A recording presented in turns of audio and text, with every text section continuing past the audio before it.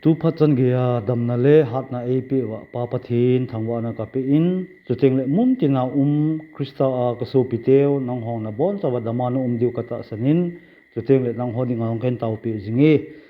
tuni ni khu hi ka gela hele tabang phat mun ka chan je injong reverend lamlun ama chungang ki pathu ken sei ne hi tu ni phana pathin thua chom chakhat iga kitil khu nom pen chu hi a hile ga veleu hen izit evi ga veleu hen ailu le muntin gamtin hi ga veleu hen boinangen hitan vanui le set hi adesena corona covid 19 boinan alo khumtan insunga ngai ta pan adal ha nun adal ha ailu le chan adal ha kanale maun en e thun khum gam taw win hi vanui le set aboilu na tapun abang covid ji a ha boin abojin abang gamji a aboin abang sumji a boinangen in vanui le sit hi alo ta na hi chule hi cho zo se hi aso dinga umsa hi tin bible pakai thu thing ngaung imu vin hi ahin tin hi changa kho zo le boizo in jong ehin pha ki di hi ahin ala in hi matthew bungsom ni lali chang thuma kona chang som la thum sungchuga veleu hen ninunung thu pakai jesu kristan asedi ho kama anhil chet na ho tamta omin hecha achomlanga hin simleng chule nang hon gal kisa le kidu thuthang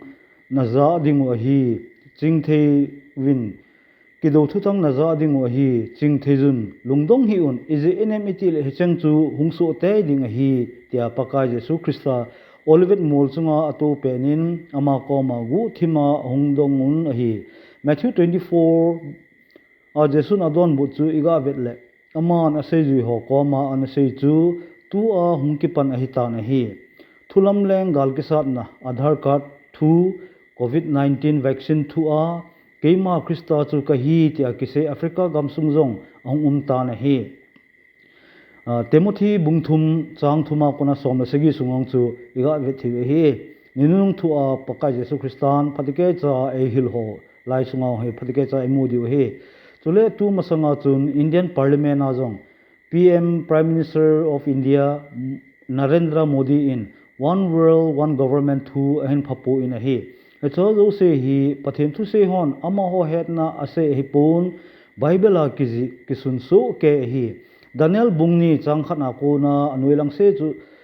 sunga khu leng nebuchadnezzar in mang kidang ta khat ananin hechimang chu daniel in anale pe in a hi lengpa mangchu daniel in aban cha ahin le in achai nalanga chu ivet le daniel bungni changsom leli following anuilang ho che vele hen lengpan milim le ta khat amanga anama chu alua ko na akhup ge chu agoi lung su tan ahin tin akeng to langchu tua hi goi lung dinga hitan hecha keng to daniel in anale do chu tu e ho khanga hi guilung ding in akilang in a hi heche keng to chu thi iron le leingan sapten clay ki hal khom a hin heche keng pa som hi gamna salo ki hal khom na seina a hin aji chu thi khu ata in leingan wang chu anemin khet bung the he ti chu imu vin he heche tabanga chu miching mi them hon asu tu na wa chu heche chu hiding he ti chu agi sei thei pu ne la gin mo chu hele european union ho hin wanoi le se hi vai pu khatna ki pu dinga so na konin agum ta vin hi europe gamsung khu event a hele agam sunga chengho khu france hi in italy hi in germany in england in tule gam nop jep ho portugal in uruguay ho in ta ju gam hatta da galhang gam hatta tang omen chu chengle gam nop ti chu gala hat lo ho gam eucha cha tam ta omin hi cho ko bit sa na hi amo hi hung ki halwin tin hitia chu gal len achaina pa alu le vanoi le said one world one government hinti hi cho hi hidinga hi ginmo a hi na asang che in a hi pakai jesun anase ho hi aban chan hongoi lung pantan lingki ho gamsung boina ki tha tu na ki ngai lu dai tha che ding hi tiang cha na sein na le sa tam che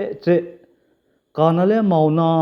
tamche che yeng hi ahin tin hi chu Jesu Christan ase banga phat ki chaina chu hijep lo lai ahin tin nume nau nei di ko na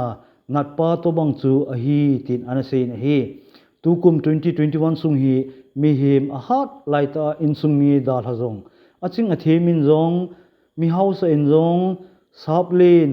ho zong ahin khu abi na hi tu khang hi hausat nan zong na hu do zo lo ding mel hoi nan zong na hu do zo lo ding hi hat nan zong na hu do zo lo ding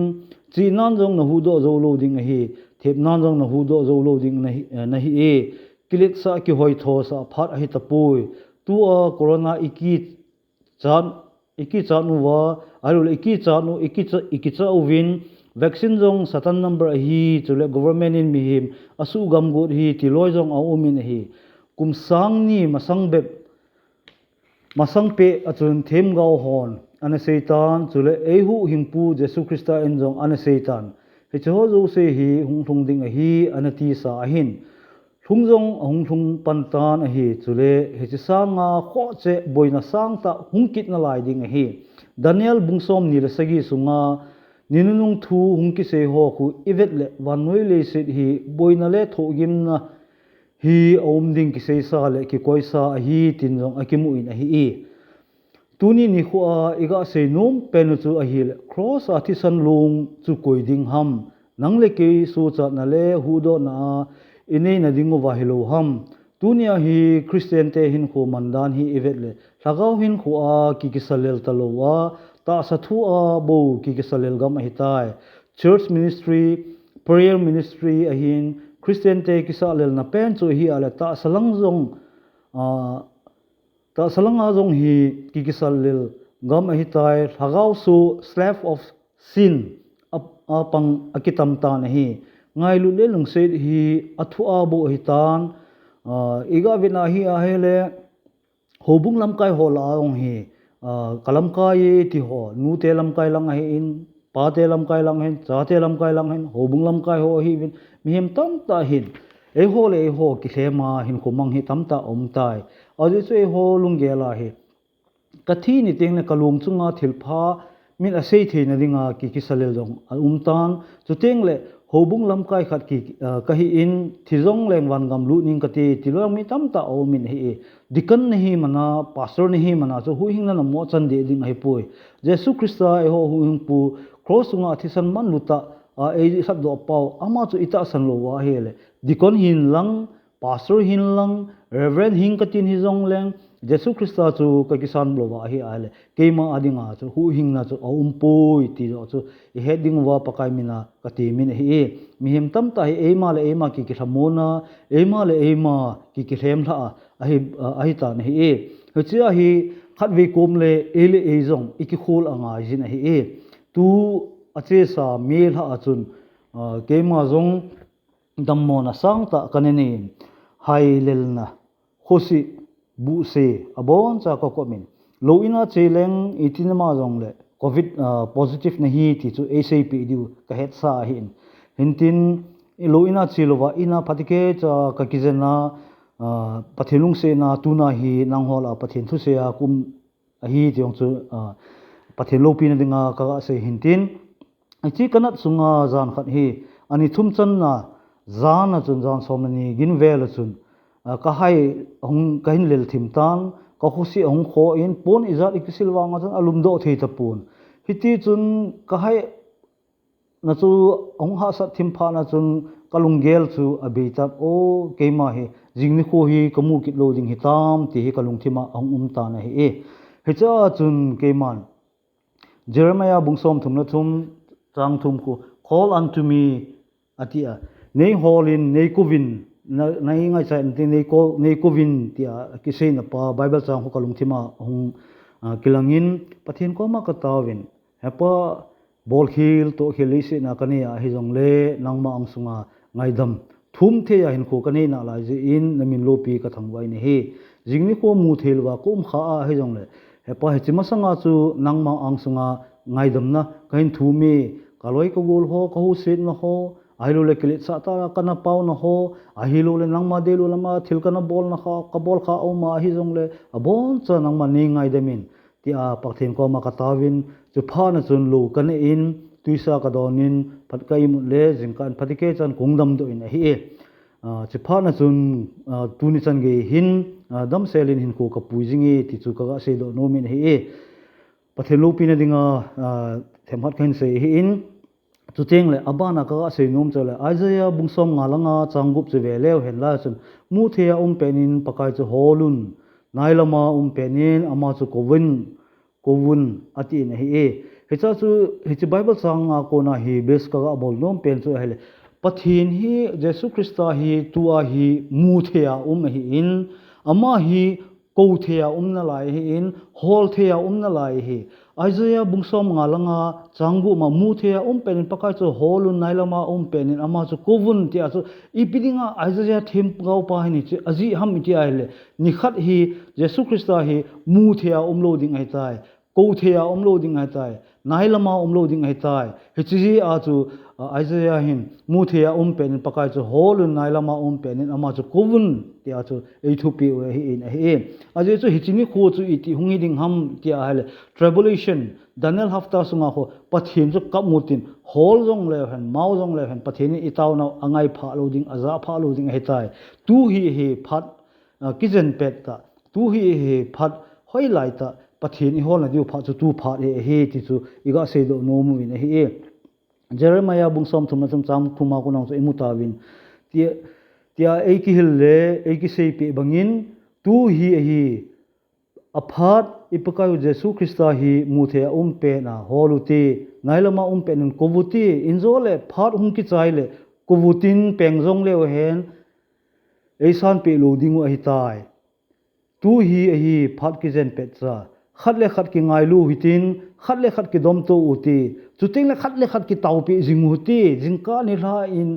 ami chu aminin hi jong le ho bung za dinga ahilo so pi christian chan khom pi christa so pi hodinga tausing uti I hetlo wangwa mi dinga amin hetlo wangwa itaw pi tingwa hele pathenin itaw naw chu hoila ham khana adam lo angai cha khat chunga abung thanom ji in chu teng amawang chu e hozala phathen achang the ti chu tu chunga chu phatike cha kamudo in he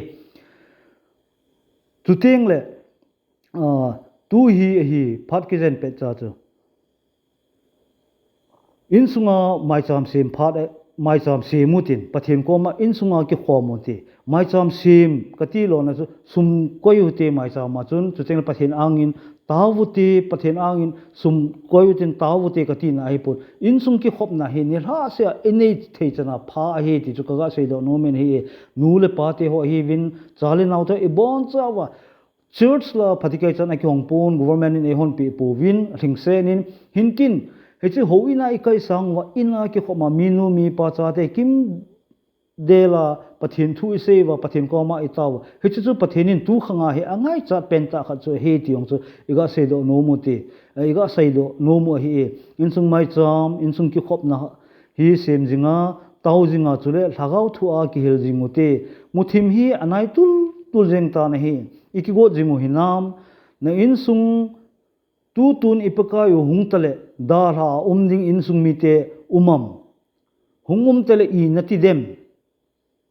tu ni a na so pikhat hu hinga omlo le na pathin na pakai ko ma ipi na seita dem leset hin khu hi asot tapui phat athom walta na hi christian te khat le khat ki the tu ailu le kitaw ko phat a hi christian te khat le khat kivet da phat ki thet na phat ahi lule khat le khat ki sei sit phat ahi tapu na hi ngai lut na alhem bia ki ngai lut phat ahi tai mihem tam ta tulaya hi evet le athu abo ahi tai ngai lut jong hi athu bo ahi tai English Bible la ki sei Jacob bungni changsom ni ako faith without work is dead akitin nangman anato bia ta asan panna be hi chutabanga chu ngailut khotona jong pe lo le panna be hi love without charity is in vain Krista ta sanna kaniye natia ato lo le athisa hi chule migen thei khat ngailut thu na sei pe le athila jong na vet sa ngai hi chule again the adam lo na ka tau pe le amasa pe na pathena ko na phathena hung kidong chu nanga ko na himasa pen le phatse a hi first thessalonian bunga changsom lakhat anoilang chu even a hele heje chun na bol bangu chun khat le khat kitil khowin kisado tun umun tu khanga hi khat le khat kitil khoding hi win ala sam umjeng jong le ala sam pa ham nu ham chu idop mu angai chuteng khat le khat ikitil kho theina dinguwa tauna iha manuwa pathen panpi na ithum angai pathen panpi na beya mi khat so pi khat khoto ding ngailu ding kiti chu ha ding chule panne be hiding a hi pathenin ngailu na thing set mi himte ape banga ei ho krista hingten jong iso pi khat chu ngailu na thing se na ki ngailu te a hi lo le waige khaleu hen ton waige khaleu hen ton so da mun zon dinga ki hung khan te tia chu iga seibe nomu win hi a chaina ka ga sei nom chu hi ki na hi ai le tu pha na hi tu khanga hi iga win a le e ho christian te hi patike chan ga vewin korin ni na bungko changsom langa achun hitin akiji in athilpe sei thelo ji in pathin thangwa in hen pathin in thil tam ta phathena ebu ove nil govin jong ebu ovin chale naute chungong ep win nisi akipana ep win jingkan ila ne di an ep win hi ai bang hi chung chona asang pena thilpe len pen ep ochel achapa changkhat angai lu ta paka jesu christa chu ei ho dinga cross tunga athisan asus a ei ho ei that do hi tai ti chu iga sei do no movin chu tele igel ding min ka dei ne hi krista kisi na di ta na nei angajin kisi na di ta ka nei angai ne hi kisi na di ta ka nei luwa hi a hi le thil iza ka i ta bangin pathin thu sei jong leng abon cha pan na be hi ei ho khat ve izal khunuwa izan imu tiang ho jong le thip cha tiang ho jong le khat ve gel do oti tu ni la hin thileng van gama kalu dem damun ka zun dem hechi ikigelu angai ne hi mihim tam tain ho he phalowa hin ko amangovin idam mo tengle bo chu pathin ikigel do ne hi chu teng khat ka sei ben ngum ki chu hi aile itabangin pathin halloween umin lang itabangin nupsa nen hin ko puizong le chon ni khat i ti jong le nakama ko na pathin ni ngai damin ka thil bol do se ka bol khel tai ti hi nen sei tai ding hi na thi na ding na dam mo na zal khuna o kapakai ka bol khel tai ta na phun do ding he na wang se na le yong chu phung do man luwa na lung thima bo na gela na thi the hi hechi a chu hi phat ho zo hung ka in e bon chawin pathin angin kisem phau tin iti le nen ko beiding ham ake sei thei pon jingjong himai thei akidong himai thei iti hiring ham ake hepui hechi chun town in khatle khat ki thu khomutin khatle khat ki til khojimuti ti apakai mina ekite movin pathin chu chom cha sei nawa sei khil sei linglel uma hele e bon chaw sei khil sei linglel uma le pathinin engai dam hen lang ahin tin pathin lo pin alinga pathin lengam ke be na dinga pathin phathe na chan na thei sei do wale e bon chaw chunga angai zo se chunga pathinin hamle wang e pe hen lang dam na e pe na phathe na e bu taw hen ta ki pa e